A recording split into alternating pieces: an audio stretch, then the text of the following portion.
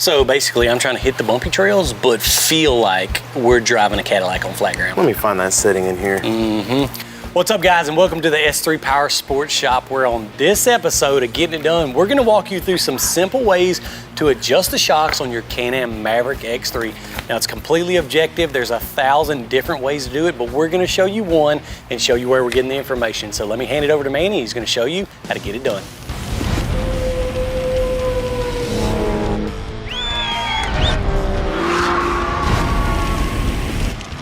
So like Dustin said, this is pretty objective, but I'm gonna show you guys how to set up the shocks and how Can-Am recommends you measure everything. Today, we're gonna be working with the 2021 models that have the smart shock technology on them. First thing we're gonna do is work on ride height. Now, you wanna make sure that your air pressure is up to the manufacturer recommended specs. If you don't know what that is, Can-Am's put it on your cargo bed with a nice little chart so you can figure out what air pressure you need. With the proper air pressure in the tire, when you get down here on the frame and measure ride height.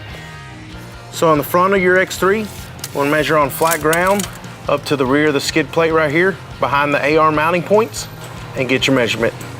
So measuring the front, we're at 16. Now let's check the rear. All right, so back here on your rear skid plate, we're at 14.5. So we're gonna go ahead and pick it up. I'll show you how to do that.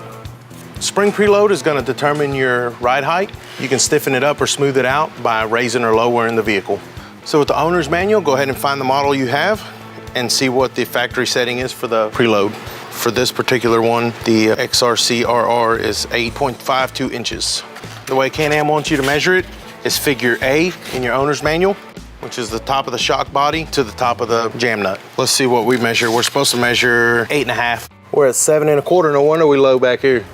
All right, in your toolkit, you'll be able to find your preload adjustment tool. And this thing is designed to loosen the crossovers in the rear and the preload adjustment and crossovers in the front. But with these huge 3-inch bypass shocks in the rear, this thing typically doesn't fit the preload adjustment. So what we have found the easiest way to do is find a dull screwdriver and a small hammer and lightly tap the preload nuts to break those loose. And it's lefty-loosey, righty-tighty. Make sure you're careful not to hit your threads, and don't cut the preload adjustment nut. This is just to lightly tap them and break them loose so you can spin them by hand. So one thing you can do to bring the lower jam nut down is go ahead and twist your spring. It's gonna bring the jam nut down as you're twisting it clockwise. Drive it down and retighten it. The more preload you put in it, the tighter it's gonna be, and it might not turn with you. So that you have to use a spanner wrench to go ahead and do it manually by hand. Next thing we're gonna move on to is our crossovers. This is where you need to measure from, which is figure B, from the top of the spring to the top of the upper jam nut. So we're going for about 2.25 inches of crossover measurement. So let's see what we got. Oh, we're right on the money. I want you to look at that. Crossover is good, Captain. Now we'll go ahead and do the other side of the vehicle and make sure they're exactly the same. This thing's gonna handle so good. All right, now we got the preload set on this side the same. We'll go ahead and do the crossover. Let's see what it's at. Oh, this one is not correct.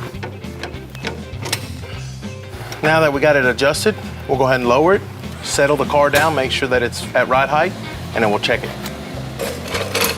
When you lower the vehicle, one thing you need to make sure is roll it forwards and backwards and get the scrub out of it and make sure that it settles down all the way before you take your measurement. Once the vehicle's settled, you can come back here and get your new measurement, make sure that it's right. Yep, perfect. So now that you've set your ride height, go ahead and tighten up all your jam nuts and your crossover nuts and make sure everything's snug and tight. All right, she's tuned up. Well, I mean, just make some engine noises and shake it, and let's see how this thing rides. Wow. That's what I'm talking that's smooth about. butter. So that's the easy way to adjust your shocks based on the OEM provided information. Now, again, there's 1,000 different ways to do it. We're just showing you an easy way for the style of riding that we do. So if you want to see more videos, make sure you click and subscribe and follow us, and we're going to keep showing you how to get it done.